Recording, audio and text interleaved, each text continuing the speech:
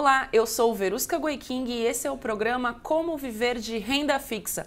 Hoje aí um pouquinho mais tarde, porque o nosso super especialista no assunto, como sempre, anda super ocupado, né? Roberto Indec, analista-chefe da Rico Investimentos. Tudo bom? Tudo bom, tudo ótimo. Hoje a gente não tem aquele sol da manhã em São Paulo, aqui na Faria Lima, tudo nem chuva nubladão, nem aquele chuvão de ontem, mas hoje num horário aí mais tarde por conta aí dos seus compromissos como analista. Vamos para as perguntas, então? Dê flash aqui, que depois o pessoal já está esperando pelo programa aí da Bolsa. Um leitor mandou e-mail para a gente, eu já peguei várias perguntas de e-mail, se você tiver alguma você pode mandar para dúvida.imtv@infomoney.com.br. E aí, o Eduardo Candeia mandou para esse endereço de e-mail contando que tem R$20 mil para investir e que ele pensa num investimento de médio prazo, que é para 3 anos. Ele quer saber a melhor opção de investimento em renda fixa, porque a intenção dele é obter o maior rendimento possível para, com esse dinheiro, ele usar para outro investimento que ele consiga aí ganhos maiores depois. Qual que é a sua indicação aí para o Eduardo Candeia? Eu acho que num valor de R$20 mil, pensando especificamente em 3 anos, hoje a gente tem aqueles sempre comentados aqui no programa semanal, né? Os CDBs de bancos médios e pequenos. Por que eu estou falando neles especificamente? Por que tanta gente bate na tecla, né, Verusca? Eu acho que são ativos que têm um retorno muito interessante, né? Além de um retorno muito interessante, você tem um risco baixo, e aí eu falo pelo risco baixo, não do risco da instituição financeira em si, que também a gente poderia considerar um risco baixo, dado o histórico de risco das instituições financeiras nos últimos anos, mas também pela garantia do FGC. Né? Então é um prazo do qual você tem que ficar com esses recursos, vamos chamar assim, custodiados, né? Ou seja, guardados dentro da plataforma digital de investimentos, por exemplo, a Rico, a XP, e aí você vai ter um retorno interessante. Né? Então eu acho que esses CDBs hoje são ótimas alternativas. Para 3 anos você deve ter 120, um pouquinho mais, um pouquinho menos, aí, entre 118% e 122% do CDI. Eu acho um retorno bastante interessante. Claro que essa pode não ser a melhor alternativa de investimento no período de 3 anos, mas colocando do ponto de vista de renda fixa, um investimento conservador e com risco baixo, essa, na minha visão, hoje seria uma das melhores alternativas. E aí focando bancos pequenos e médios para ele conseguir essa rentabilidade de 118 a 122. Exatamente. Você tem diversas alternativas, né? Você pode ter, por exemplo, LCI, LCA, debentures, LC, letras de câmbio, né? Você tem os fundos de investimento em renda fixa, especialmente aqueles em crédito privado, mas eu acho que de todos esses, para 3 anos, em relação ao risco, em relação ao investimento conservador, é aquele que tem uma rentabilidade um pouco mais elevada. Então, por isso que eu acabo aí recomendando esse CDB de bancos médios e pequenos. E aí, na sua resposta, o Délcio Luiz pergunta aqui no Facebook se a debênture seria interessante para um período de 1 ano. Eu acho que debêntures para 1 ano não. Eu acho que debêntures muito mais para quem olha um período mais longo, né? Debêntures em geral ele tem um vencimento aí de 5 a 10 anos. Claro que você não precisa ficar necessariamente comprado, ou seja, com seus recursos alocados numa debênture. Você pode naturalmente ficar 1 ano com ela, mas não é o mais recomendável. Possivelmente você nem tem, o mercado nem tem liquidez, né? Esse ativo não consegue negociar na data que talvez você precise resgatar os seus recursos. Enfim, pode ter alguma oscilação de preços, que é aquilo que a gente chama de volatilidade ao longo desse período. Então eu sugiro debêntures especialmente para aqueles investidores que já têm recursos um pouco mais elevados, que compram as debêntures na emissão primária. E aí eu falo muito mais de investidores, pessoas físicas, né, do varejo, porque o investidor institucional ele consegue identificar se aquela debênture ela está barata naquele momento do ponto de vista atratividade em relação ao risco-retorno. Né? Agora, a pessoa física ela não tem muito conhecimento disso. Né? Então, o que eu recomendo? Para quem tem um patrimônio um pouco mais robusto, entrar em debêntures, especialmente debêntures de infraestrutura, pela isenção do imposto de renda. Sem dúvida alguma, essa é uma alternativa interessante. Mas entrar nas chamadas emissões primárias. O que são essas emissões primárias? É quando aquela debênture ela vai ser negociada pela primeira vez no mercado. Né? Então, as empresas elas fazem o famoso roadshow, né? Que é para captar investidores para essa emissão primária, ou seja, você coloca seus recursos numa debênture que ainda não é negociada no mercado e possivelmente você pode até resgatar antes do vencimento, mas em geral a recomendação é que você leve até o vencimento. E esse vencimento, em geral, na média, tem durado aí de 5 a 10 anos, ou seja, investimentos de mais longo prazo. Certo. A Marina Nagata pergunta aí no Facebook qual seria aí o investimento ideal que ela possa arriscar um pouco mais, ela tem um pouquinho de apetite ao risco, para o período de um ano. Olha, período de um ano, vamos falar um investimento um pouco mais, saindo um pouco do conservador, indo para o moderado, né? Se você quer ficar puxando esse moderado, mesmo que seja para o conservador assim, eu acho que é alguma questão em crédito privado. Crédito privado que a gente está falando de debêntures, mas a gente falou um pouco de prazo agora também.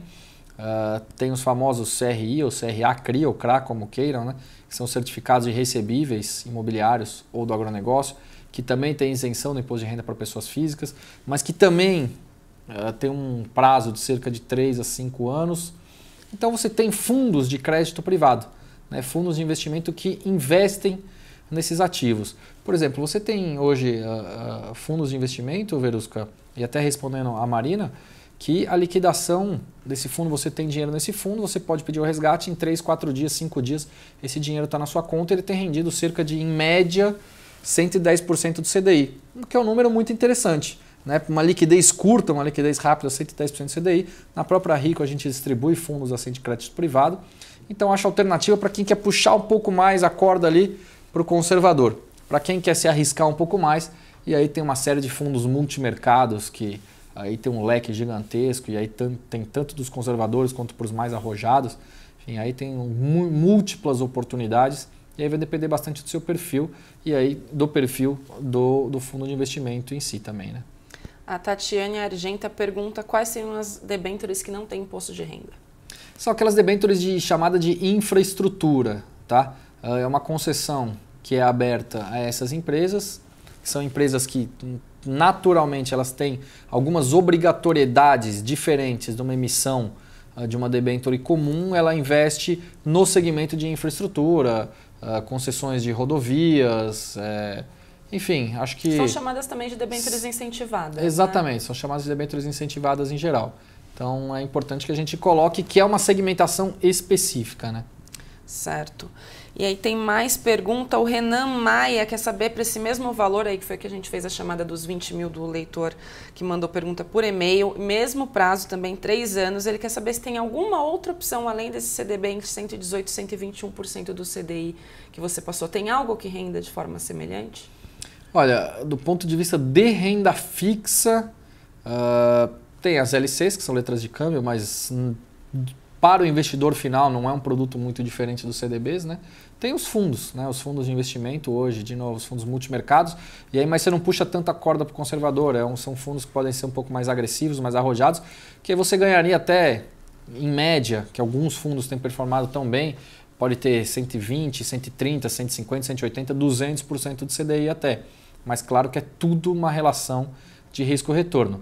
Sem dúvida alguma, quanto maior o retorno esse fundo busca, sem dúvida o risco ele também é um pouco mais elevado. Então, por exemplo, alguns desses fundos multimercados, o que a gente fala, o fundo multimercado investidor, ele pode investir no mercado do qual ele se interessa, em moedas, em juros, em ações, em crédito privado, enfim, o gestor desses fundos, eles têm uma liberdade muito grande, então eles podem investir onde eles conseguem gerar uma maior rentabilidade. Eu acho que esses fundos eles acabam sendo também uma outra alternativa, mas de novo, para quem quer ser um pouco mais arrojado, né? Certo. Pergunta também por e-mail aí a última do dia, já que hoje a gente está com um tempinho um pouco mais curto. O Alexandre Pereira diz que tem a possibilidade de guardar R$350 por mês, mas ele ainda não tem uma reserva de emergência. Ele deve fazer primeiro essa reserva ou então ele aproveita o bom momento agora da bolsa aí, né? Recorde atrás de recorde, para formar aí uma carteira de segura de ações recomendadas pelo Thiago Salomão, né, que ele tem aí a carteira Infomoney, apresentou aí na semana passada uma carteira que você precisa de um volume menor de dinheiro, aí com R$2.000, R$2.500 já consegue investir e agora o investidor está nessa dúvida.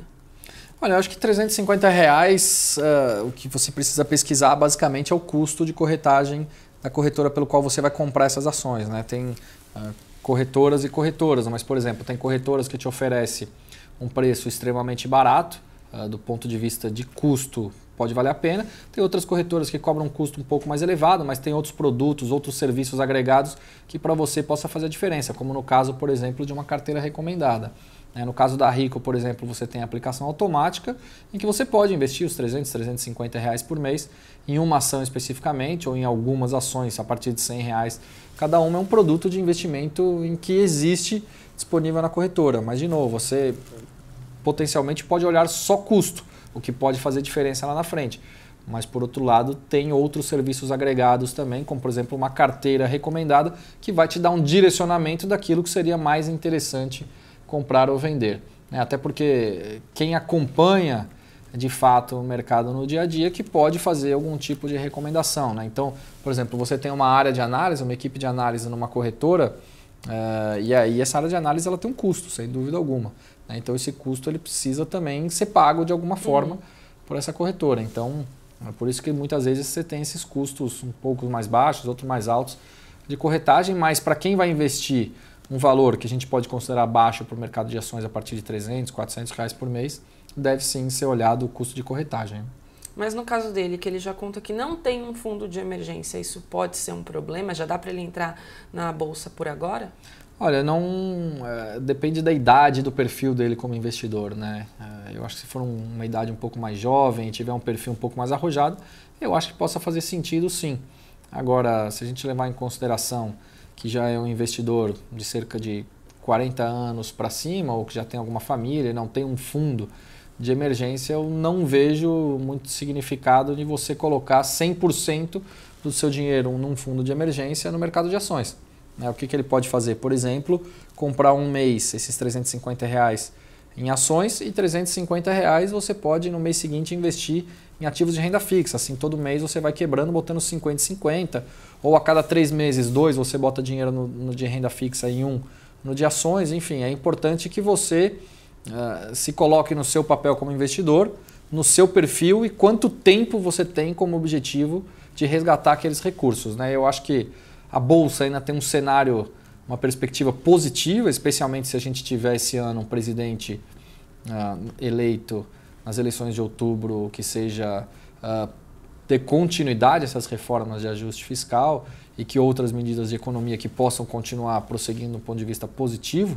Então aí a Bolsa ela deve ter aí um cenário um pouco mais positivo, mas isso falando especificamente de mercado, nem entrando na questão política, Agora, se você tiver algum presidente que seja eleito e que acredite que a reforma da Previdência não seja essencial hoje ou que não dê continuidade às reformas de ajuste fiscal, aí a gente acredita que a Bolsa possa ser um pouco mais penalizada.